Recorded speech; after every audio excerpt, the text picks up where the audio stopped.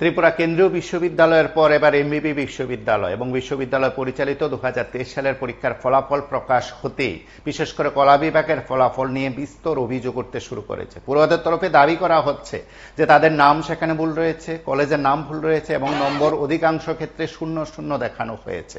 শুধু তাই নয়, তাদের অনেকেরই দাবি যে ফলাফল ঠিকভাবে সেখানে দেওয়া হয়নি, ফলাফল ঠিকভাবে সেখানে প্রকাশ করা হয়নি, ভুল ফলাফল সেখানে প্রকাশ করা হয়েছে, নম্বর সেখানে ভুল দেওয়া হয়েছে, এই দাবি পড়ুয়াদের। এবং একাধিক জায়গা থেকে অভিযোগ আসতে শুরু করেছে যে তাদের ফলাফল বিষয়টি কর্তৃপক্ষের গোচরে নেওয়ার চেষ্টা করেছেন, কিন্তু কোনো এক অজ্ঞাত কারণে কর্তৃপক্ষ কথা বলছেন না। আগের দিন আপনারা দেখলেন ত্রিপুরা কেন্দ্রীয় বিশ্ববিদ্যালয় কর্তৃপক্ষ যখন এই বিষয় নিয়ে উদাসীন মনোভাব দেখিয়েছেন, ক্ষুব্ধ পড়ুয়ারা কিন্তু রাস্তায় নেমে সেখানে প্রতিবাদ করেছেন।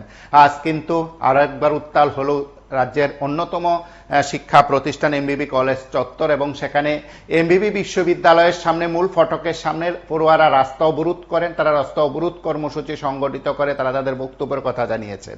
অভিযোগ, এমবিবি বিশ্ববিদ্যালয়ের উপাচার্য থেকে শুরু করে কর্তৃপক্ষ পড়ুয়াদের সঙ্গে কথা বলছেন না, পড়ুয়াদের দাবির কথা শুনছেন না, তাই তারা রাস্তায় নেমে সেখানে প্রতিবাদ কর্মসূচি সংগঠিত করেছেন। ফলাফল প্রকাশের পর হতাশাজনক ফলাফল নিয়ে বিভিন্ন মহল থেকে প্রশ্ন উঠতে শুরু করেছে। আপনারা প্রত্যেকে জানেন যে 2023 সালে রাজ্যে জাতীয় শিক্ষানীতি 2020 লাগু হয়েছিল কলেজগুলোতে। কলেজ শিক্ষার প্রসারে এই জাতীয় শিক্ষানীতি 2020 লাগু হওয়ার পর প্রথম ব্যাচের যে পরীক্ষা তা অনুষ্ঠিত হয় এবং সেই পরীক্ষার যখন ফলাফল প্রকাশ করার ক্ষেত্রে বিলম্ব নীতি নেওয়া হয়েছিল, দুইটি বিশ্ববিদ্যালয় কর্তৃপক্ষের বিরুদ্ধে সেখানে অভিযোগ উঠেছিল। এবার পড়ুয়ারা সরাসরি মুখ খুলতে শুরু করেছেন। আমরা একবার আন্দোলনের দৃশ্য সরাসরি দেখি, তারপর জবাব দিতে হবে।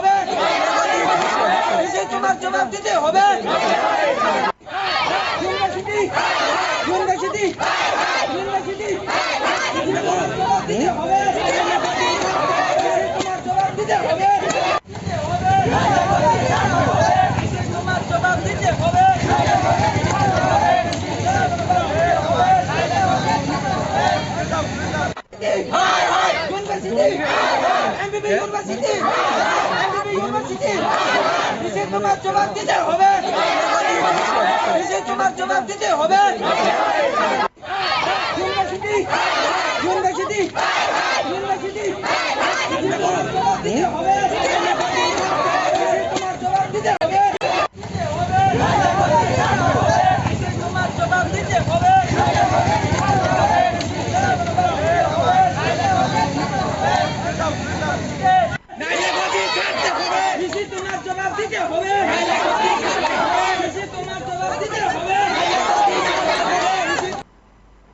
আপনারা দেখলেন সেখানে আন্দোলনরত ছাত্রছাত্রীদের কি বক্তব্য, কর্তৃপক্ষ এখনো কথা বলছেন। আমরা একবার তাদের কথা শুনি, যারা এই সময়ের মধ্যে ফলাফল নিয়ে অন ক্যামেরায় তাদের প্রতিক্রিয়া ব্যক্ত করেছেন, সেই সব পড়ুয়াদের বক্তব্য আমরা শুনি।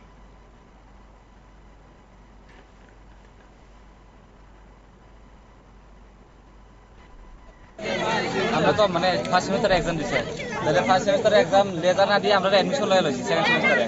তাহলে আমরা ইন্টারনাল এক্সাম দিছি আর অ্যাসাইনমেন্টও দিছে। তখন আমরা ফাইনাল এক্সাম ওই সামনে 19 তারিখ, এর আগে আমরা লেজার দিয়ে লাইছি ফার্স্ট সেমিস্টারে।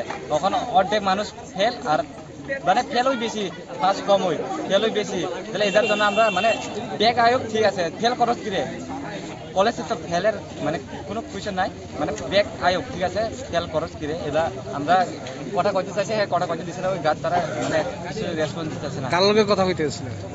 ইউনিভার্সিটিতে ও আছে, এমবিবি ইউনিভার্সিটি। আমরা ফার্স্ট সেমিস্টার রেজাল্ট আউট হয়েছে এক্সামের প্রায় 20 দিন আগে, সেকেন্ড সেমিস্টার এক্সামের 20 দিন আগে। তো এর থেকে 80% লোক ওই ফেল, তো ফেল যে সব বাইরে অ্যাবসেন্ট দিয়ে দিছে আর 0 দিয়ে দিছে। এটা কি একটা কথা? ধরলাম না যে মেইন সাবজেক্ট এটাতে ব্যাগাইতে পারে, বাকি ভিতরে কেন এমসিকিউর ভিতরে কেন ব্যাগাই?